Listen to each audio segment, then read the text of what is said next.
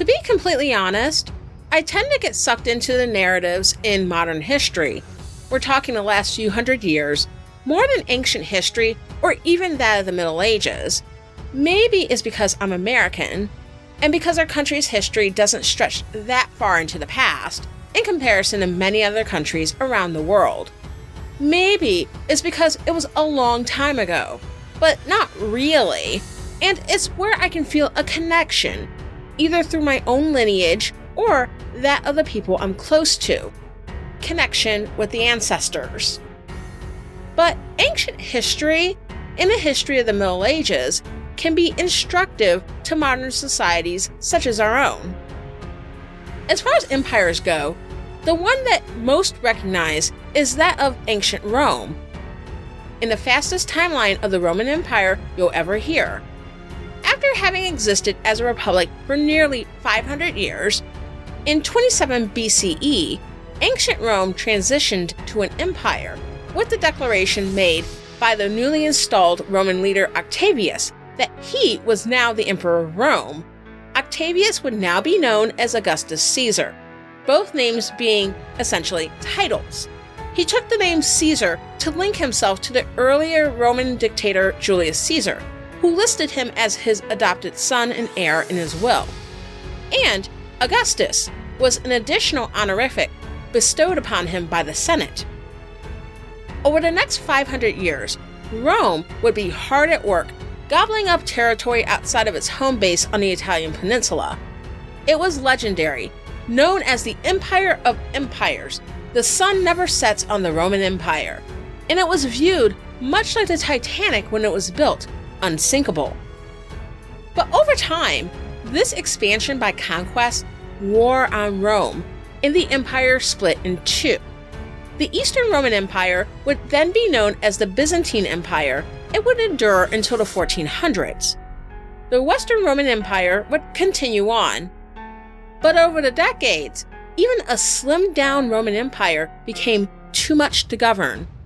Corrupt governance, economic and social instability, and threats from both without and within whittled away the empire until Rome fell in 476 CE after being invaded by the Visigoths. The United States of America is an empire. In terms of land acquisition, this country expanded through treaties and conquest, especially in its first century and a half.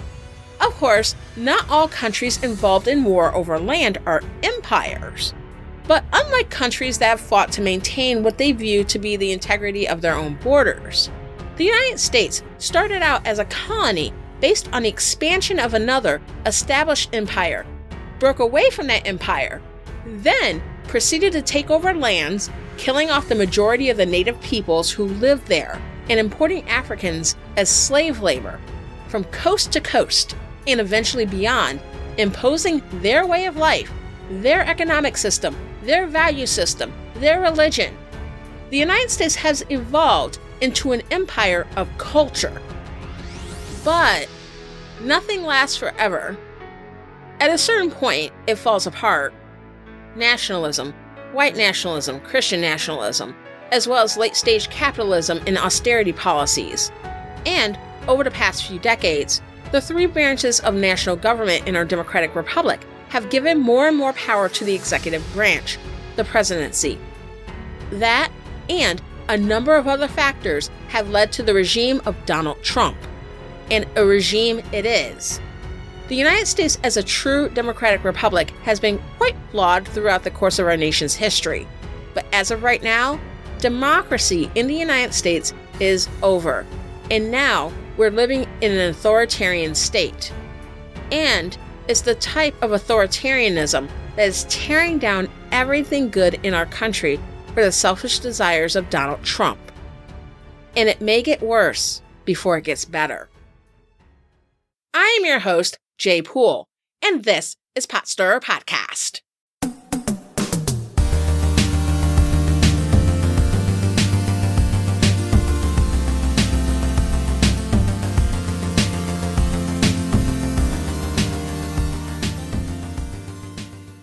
Welcome to Potstirrer Podcast, where politics, religion, and history collide, and it's not always polite.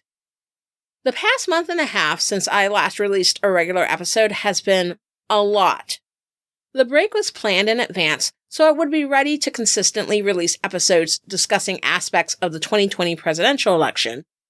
That's still the idea. But life also happens.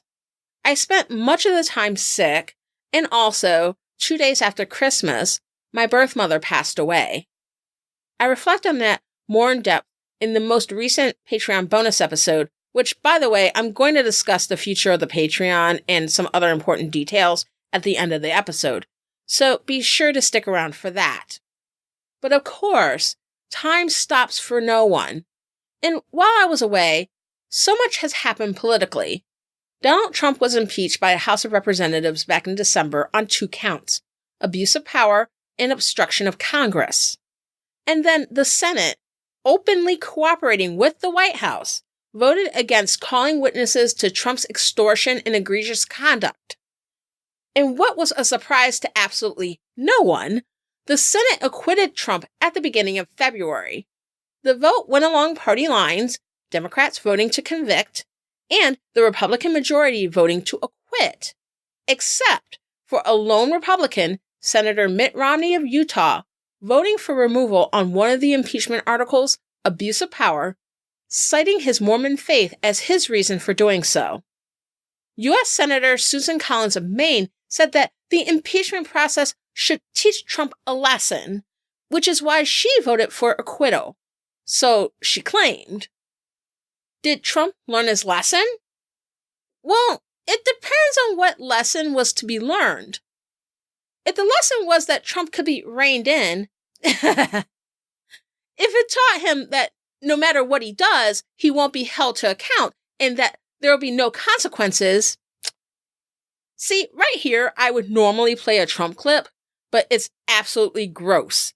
Gloating the day after the acquittal, gloating during the National Prayer Breakfast, ranting about House Speaker Nancy Pelosi and impeachment architect Adam Schiff. Gross. Unlike President Bill Clinton, at least trying to come off as contrite after his impeachment and acquittal in 1998, Trump has no humility at all. Negative humility. He sees his acquittal in the sham Senate trial as vindication, and he has called for revenge in both speeches. Revenge on the Democrats and those he feels have wronged him.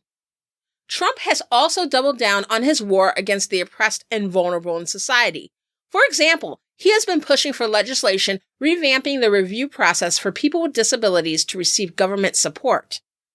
The legislation is designed to enact more reviews and increased paperwork, aiming at denying disability coverage to more Americans and cutting disability benefits by $2.6 billion. As it is, 53% of disability claims in the U.S. are denied, making America one of the toughest countries in the world for people with disabilities to obtain government benefits. On top of that, the administrative costs are believed to cancel out the savings in benefits allocations. This isn't going to save any money. It's just evil. But like Trump's policies regarding refugees from Central America and Syria, as well as immigrants from predominantly Muslim countries, when it comes to his targeting of people with disabilities, the cruelty is the point. Senate Republicans have unleashed pure evil on our country, allowing a tyrant to stay on as commander-in-chief who committed offenses that make Richard Nixon's offenses pale in comparison. Senate Sherrod Brown, a Democrat representing my state of Ohio, wrote an article in the New York Times disclosing that some of his Republican colleagues privately admitted to acquitting Trump out of fear. They had the option to stop this runaway train and instead stepped right out of the way. Borrowing a quote from Christian author C.S. Lewis, these are men and women without chests.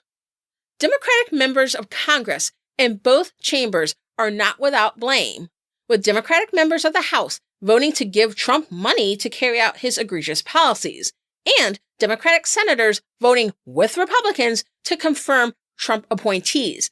All of this while moving forward with impeachment. It's as if too many elected Democrats, House Speaker Nancy Pelosi included, at least up until now, have not fully understood the gravity of the situation. When drafting the U.S. Constitution, the founders, for all their major issues and faults, designed a system that, on paper, would keep each branch of government accountable. The Electoral College was designed with two purposes. One, to give more of a say to smaller states, along with the Senate, and two, to protect the country from mob rule. The founders were, at their core, aristocrats, elitists, who did not trust the masses to choose all or even most of their leaders. Initially, the only federal office with direct elections was the House of Representatives. Senators were originally appointed by state legislatures until 1913 with the ratification of the 17th Amendment, which made the Senate a body made up through direct statewide elections. In addition, the national government was divided into three branches, each with separate powers and designed to hold each other accountable. But I wonder if they ever took into account the idea that every single stopgap could fail given the right conditions, because that's where we are right now. In 2016, our mob rule came mostly from the South and Middle America. Groups in these parts of the country are the people who Donald Trump aimed his message towards, and whatever reasons these voters gave for supporting Trump. Economic anxiety, tax cuts, abortion, Hillary Clinton's emails, and the lesser of two evils. The fact is that Trump ran as someone who overtly and unabashedly denigrated racial and religious minorities and bragged about sexual assault, and none of these issues were deal breakers to the voters who supported him. The South and Midwest are also parts of the country with outsized voting power compared to the coasts. This has meant that in honoring its first purpose of giving power to smaller states, the Electoral College has fallen short of the second purpose. Instead of the Electoral College stopping mob rule, it has enabled it. With Donald Trump, a man who has never held government office nor worked in any position related to government, becoming President of the United States, it was even more imperative that the other branches of government keep him accountable and use the checks on the power of the executive built in by the U.S. Constitution. But over the past 3 years, that hasn't happened either. During the presidency of Barack Obama, Senate Majority Leader Mitch McConnell had stalled the confirmation of several open federal judgeships, most notably the nomination of Merrick Garland to the U.S. Supreme Court following the death of conservative U.S. Supreme Court Justice Antonin Scalia. This left an inordinate amount of judicial positions open so that once Trump became president, the Republican Party could essentially run the tables. So as of right now, a quarter of sitting federal judges are Trump appointees, many of whom have little to no actual judicial experience and have been selected from lists provided by conservative groups such as the Federalist Society, the least diverse group of judges in quite some time, many of whom won't even go on record with their view of the Brown versus Board of Education decision, the landmark racial desegregation case heard by the U.S. Supreme Court in 1954. And at the nation's highest court, 2 Trump justices, Neil Gorsuch and Brett Kavanaugh, have been confirmed over the past 3 years, pushing the court further to the right and allowing Trump to enact many of his inhumane immigration policies. The only time Donald Trump has gotten even close to trouble is with his impeachment in December 2019.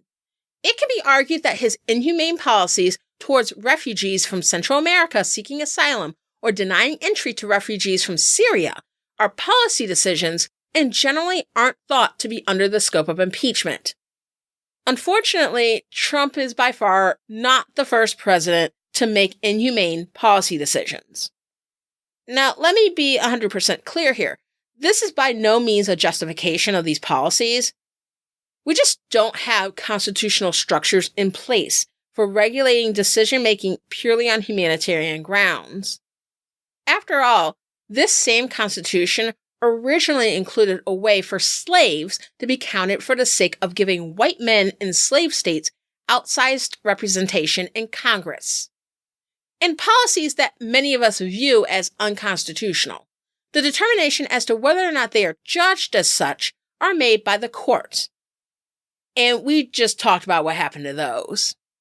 But holding on to his businesses after becoming president instead of divesting of them as previous presidents have done, and using those personal business interests to drive policy, whether it's the Secret Service being forced to stay at his hotels and resorts when he travels, barring immigrants from Muslim countries, but only the ones he doesn't have hotels or other business concerns in, or refusing to help Puerto Rico, which is part of the United States, after Hurricane Maria, an outcome of a failed hotel in the Commonwealth.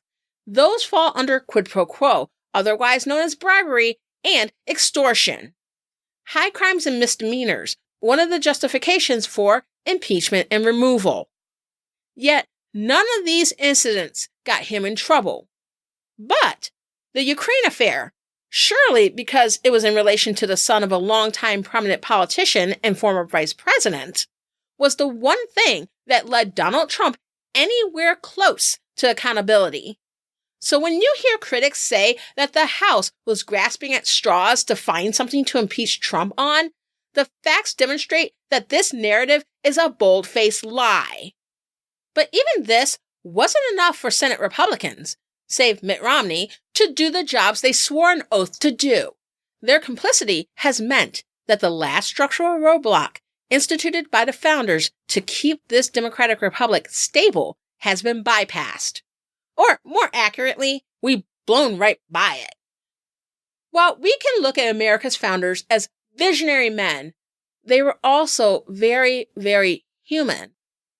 How could they possibly see the future and know that the fail-safes they erected could be knocked down by the mob rule they feared, and government officials that refused to abide by the rules they swore to? That under the right conditions, it would all collapse like dominoes. And the democratic republic they established would end in the matter of just a few short years. There's a lot in our world to be concerned about. Economic downturns, nationalism, white supremacy, religious extremism, oppression of various groups, social unrest, wars, genocide, pestilence, authoritarianism and totalitarianism, failing states. And in these uncertain times, some people are determined to be prepared. As what almost feels like a companion piece to this episode, Nick and John discuss doomsday preppers. Who are these people? Why are they preparing for the end? And what do they do to prepare? As always, it's a great episode and very pertinent to the times we're living in right now. So check it out. Stranger Still is available on Apple Podcasts, Stitcher, and wherever you get your podcasts. And for all the wonderful podcasts of Flying Machine, go to flyingmachine.network/shows.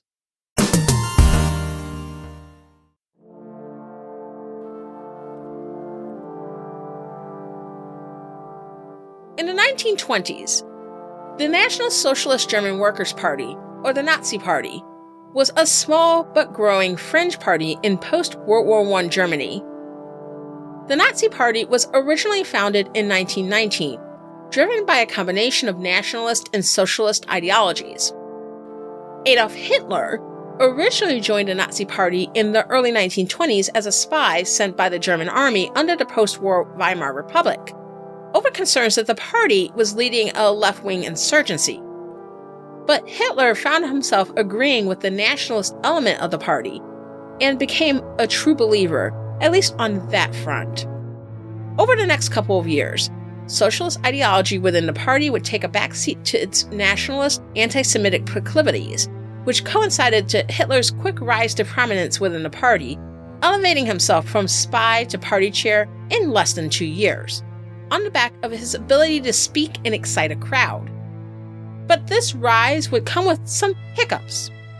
In 1921, Hitler was arrested for his role in attempting to overthrow the government and went to prison for a little over a month. Then, in 1923, Hitler was charged with high treason for another attempted coup in Munich during what would be known as the Beer Hall Putsch. For this, he was sentenced to prison for 5 years and served 9 months. during which time he wrote his infamous book, Mein Kampf. These experiences led him to shift to the long game method of gaining political power for himself and his party.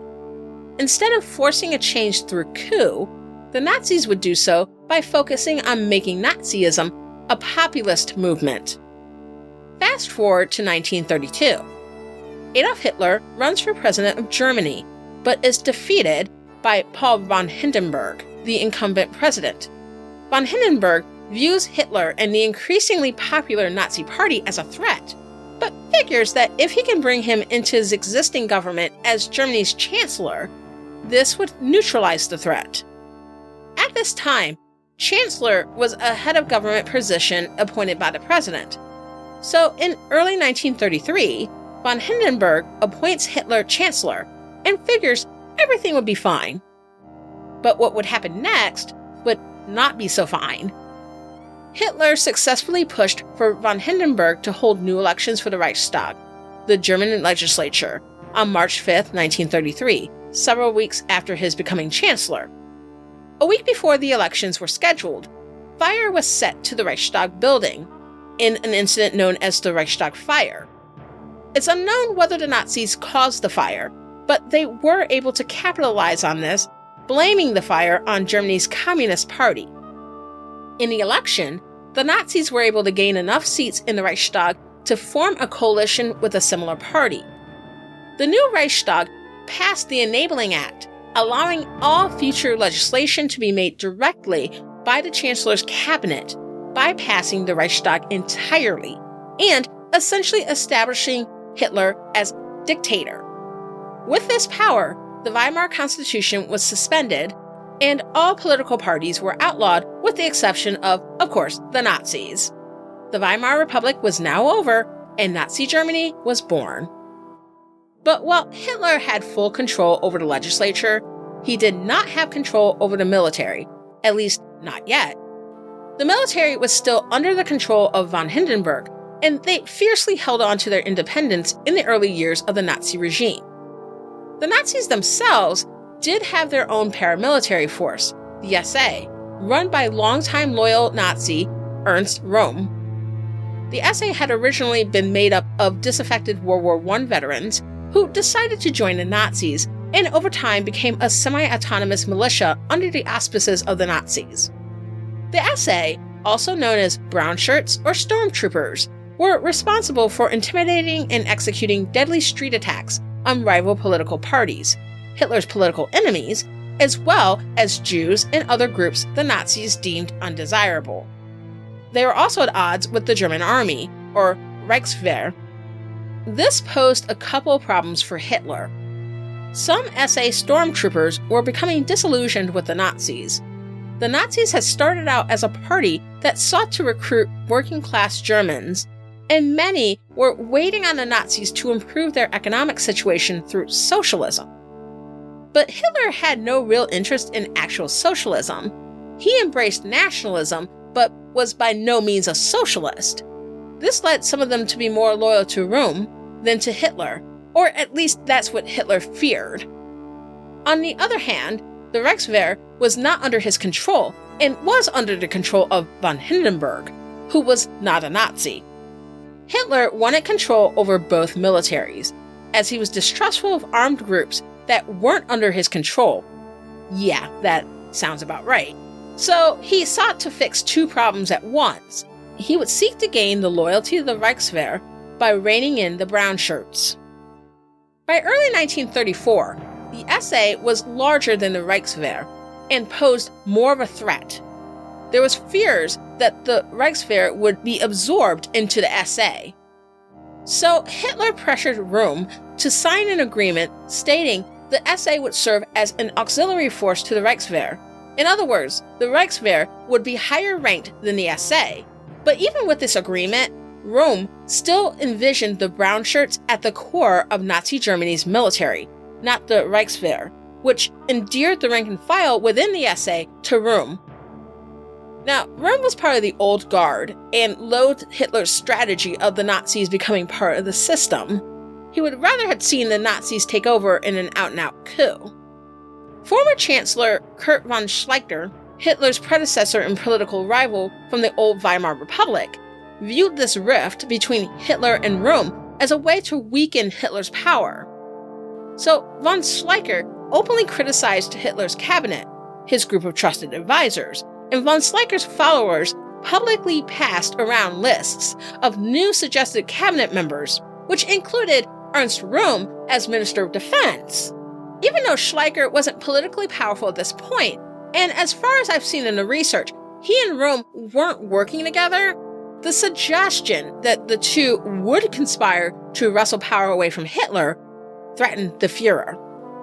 Pressure from Hitler's actual cabinet, conservative leaders such as Vice Chancellor Franz von Papen, as well as criticism from Italian fascist dictator Benito Mussolini, began pushing Hitler in the direction of punishing the SA and Ernst Röhm, as they argued that the SA could lead a revolution and were already embarrassing Germany with their street violence, among other things.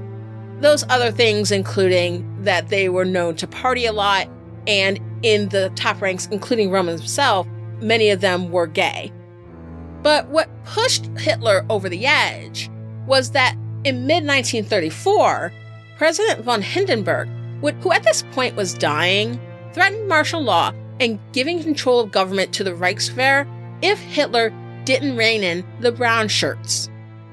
So a group of Hitler's top leaders were directed to come up with a plan for a purge, for the purposes of solidifying Hitler's power, neutralizing his rivals, and serving as a warning to any others who might consider challenging him for power.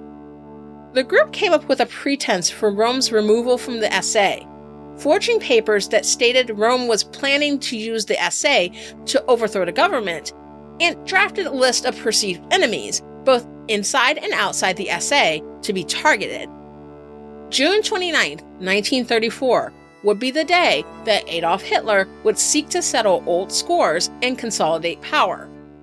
Over the next 24 hours, starting at 4:30 in the morning, he and the SS, the elite military unit closest to Hitler, would seek out Ernst Röhm and about 2 other SA senior leaders and ultimately have them murdered.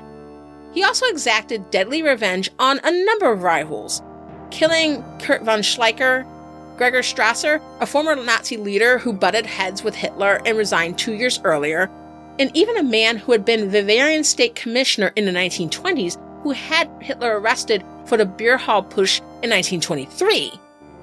That guy, Gustav Ritter von Kahr, had been mutilated. The purge had been completed, and Adolf Hitler's stranglehold on power in Nazi Germany was now complete. Hitler sold what he would later call the Night of the Long Knives to the German people as a necessary response to treason. But really, the Night of the Long Knives was carried out for the sake of self-interest and for payback.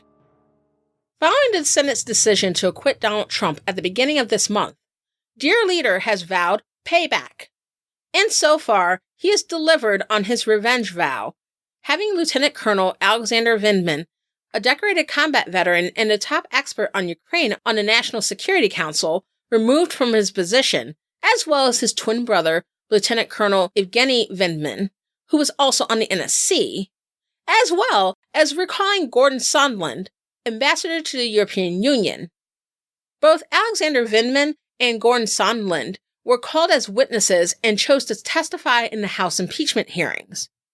And Trump has followed up Vindman's ouster with, of course, tearing down the lieutenant colonel's reputation, stating, quote, "Actually, I don't know him, never spoke to him, or met him, I don't believe, but he was very insubordinate, reported contents of my perfect calls incorrectly, and was given a horrendous report by his superior, the man he reported to, who publicly stated that Vindman had problems with judgment, adhering to the chain of command, and leaking information. In other words, out," end quote.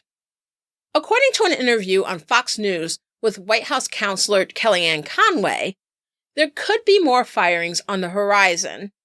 As of this recording, 8 out of 12 officials who testified publicly during the House impeachment hearings are no longer in their positions, whether through resignation, reassignment, or firing. And As for Mitt Romney, the lone Republican senator voting for Trump's removal from office, his vote led to the ire of dear leader, who counted on the optics of a 100% party line vote in the Senate. But Romney threw a small but significant wrench into that narrative. Trump was irate over this, and Donald Trump Jr. called for Romney to be kicked out of the Republican Party. Romney has been shut out of party events by his fellow senators, and Matt Schlapp, the chair of the Conservative Political Action Committee, has said that Romney is not invited to the annual CPAC conference because he is a, quote, non-conservative, end quote, and said, quote, this year I would actually be afraid for his physical safety. People are so mad at him, end quote. Schlapp later walked back part of that statement, downplaying the threat of violence against Romney, but also remarking, quote, I wish Romney no harm. I just want him to find a new hobby away from destroying GOP momentum, end quote. Party over country indeed. Unlike Adolf Hitler, Donald Trump has not outright slaughtered his domestic enemies yet, but is a clear ramping up of his predictable pattern of smearing and enacting political retribution against Republicans who come out against his policies, most notably his eternal grudge against the late Senator John McCain for voting against Trump Care in 2017, a grudge that has lasted long after McCain's death in August of 2018. And now the wheels are off, and we're heading further down the road to authoritarianism. As a matter of fact, we're probably already there. And whether we're talking about the Nazis or later authoritarian regimes, such as that of Augusto Pinochet of Chile, or today's examples such as Erdogan in Turkey, Putin in Russia, or parallel regimes to the US like Bolsonaro in Brazil, this road does not bode well for the American people, or the ability to live amongst each other, or for our environment, or for our way of life. And with the backdrop of the increased threat of white nationalism, not only in the US, but in Europe with strains of European nationalism, we're looking at really tough times ahead. But nothing is new under the sun. The way I see it, there's always a resistance. When we think of the term resistance in historical terms, we think of World War II and the various resistance movements that fought against the Nazis as their countries were being invaded and conquered. Even within Germany, while there wasn't a fully coordinated, united resistance movement, individual Germans resisted Hitler, some even to the point of violence. But not all resistance was that extreme. There's a picture that can be found on the internet. I'll link to it in the show notes, where Adolf Hitler is in Hamburg, Germany, christening an SS naval ship in 1936. Everyone in the crowd has thrown their hands up in a Nazi salute.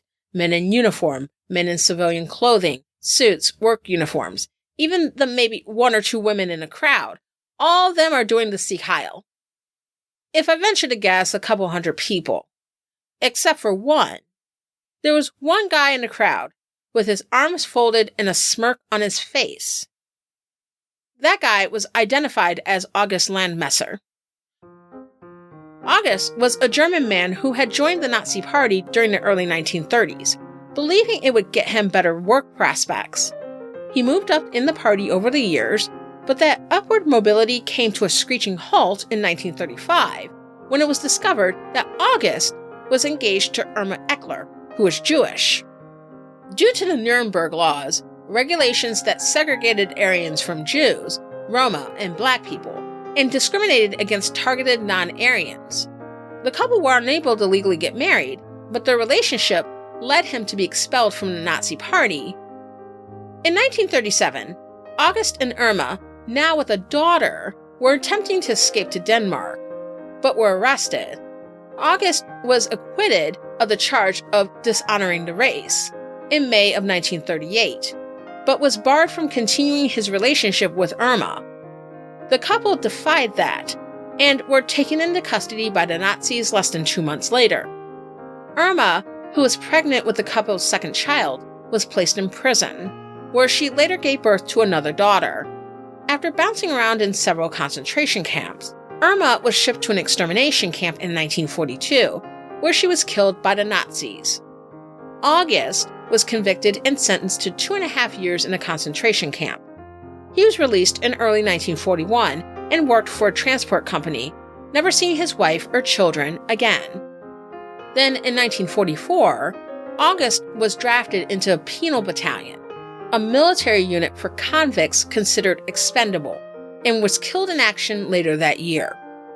The story is extremely tragic, the only bright part of the story being that both of their daughters survived the war, and although growing up apart, not knowing each other, were able to reunite decades later. While we tend to think of resistance within the historical framework of Nazi Germany, the act of resistance against oppressive governments and social orders predates even that.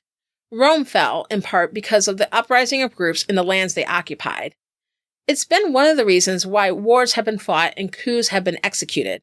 Oppressive governments of pretty much any type fear resistance. Even in the United States, which has always functioned as a flawed democracy, there have been Americans who fought back. Various movements throughout history, abolitionism, women's suffrage, civil rights, women's rights, gay rights, disability rights. And I know that it's not exhaustive. There have been people both from the affected groups and allies who were willing to risk and even give up their lives for a better tomorrow. I bring this up to say that true resistance comes at a cost. And as authoritarian regimes, especially ones that seek to oppress certain people groups, and most do, gain a stranglehold on a nation, there comes a time when being neutral is no longer an option. We're fast approaching that time. I don't say this all to scare you.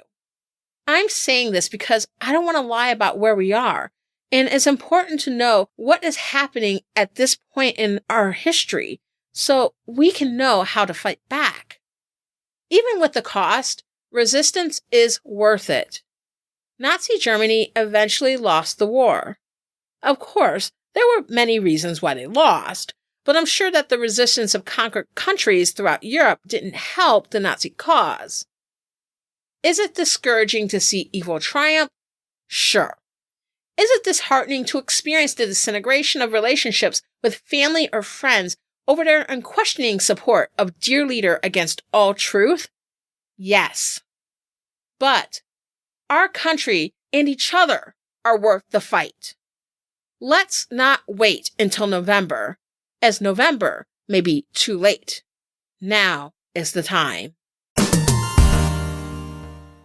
Next time, I plan to discuss the early goings of the Democratic primaries, including the mess in Iowa and the New Hampshire primary. How real are the rifts among Democrats, and will the Democrats be ready for the general election? Also, I've talked about resistance, but I want to talk about that more in practical terms. What does that look like from now until November? So stay tuned for that in the next couple of weeks. Now, as I mentioned in the opening, there's one other thing I want to talk to you about. Since June of 2018, Potstirrer Podcast has been part of Flying Machine, a network of independent podcasts, along with other creative properties. This has been a wonderful chapter for Potstirrer Podcast, as well as in my life personally. Unfortunately, all great things must come to an end. After February 28th, 2020, Potstirrer Podcast will no longer be under the Flying Machine banner. Flying Machine will be shutting down at the end of the month. At this time, many of us are growing and moving in so many different directions professionally and personally, and, well, it's time. What does this mean for Potstirrer Podcast, as well as the other great podcasts affiliated with Flying Machine? All of the Flying Machine podcasts, including Potstirrer Podcast, will continue on independently. So no, I'm not going anywhere, and neither are the other podcasters that are currently part of the network. We're all independent shows with our own feeds and websites, so if you're subscribed to this podcast or other podcasts under the Flying Machine banner, you won't need to rediscover it or find a new feed for it. The podcasts and other creative content that I've shouted out from Flying Machine are truly excellent, and I mean that. A huge reason, probably the top reason, why I joined Flying Machine is because of the entertaining, thoughtful, and innovative content creators I would be able to associate with and learn from. It has been an honor to create content alongside them.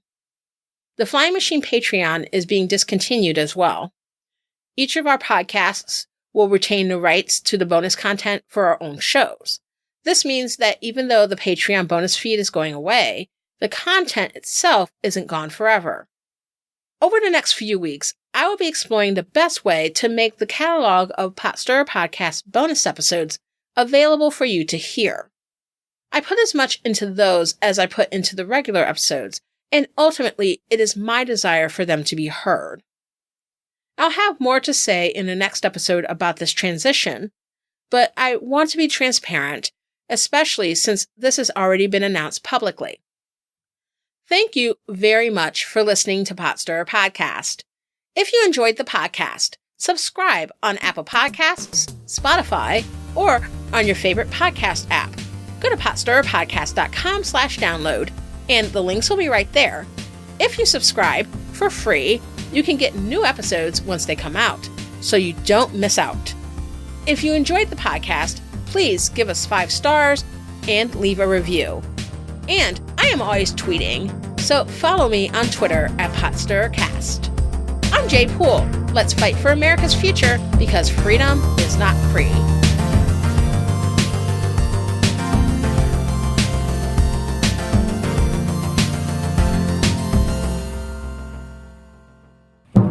I give you the incredible flying machine.